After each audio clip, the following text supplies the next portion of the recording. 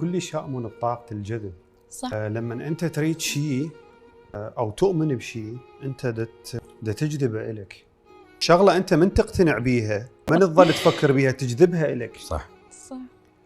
فأني دائما الأشياء اللي أجذبها لنفسي أو اللي أفكر بيها دائما الشغلات اللي أنا أريدها. الشغلات الإيجابية اللي موجودة بحياتي أنا كنت أريدها وسويتها. وبعد أكو لأن الطموح يعني هو الطموح ما يوقف بصورة عامة، لكن إنه أغلب الأشياء اللي موجودة حاليا بحياتي عن قناعة أنا أقولها أنا جذبتها.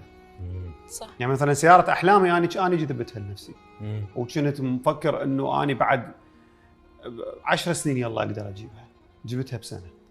ظليت كل ما أشوفها بالشارع تتذكر هاي لازم أجيبك، وإذا ما أحكي أسوي له هيك. إذا ما أحكي حتى موضوع التمثيل أنا هو موضوع جذب، أنا دائما كنت حاطها ببالي إنه لازم أسوي شيء، لازم أوصل في يوم من الأيام لهذا البوزيشن لهذا الدور أو للدراما. فجذبتها.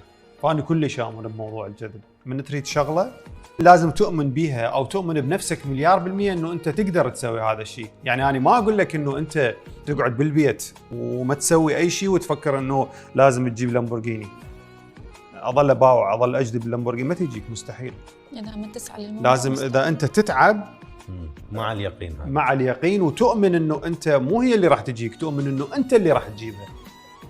فبهالحالة راح تقدر تجيبها، لأنه راح تظل تتعب على نفسك أكثر.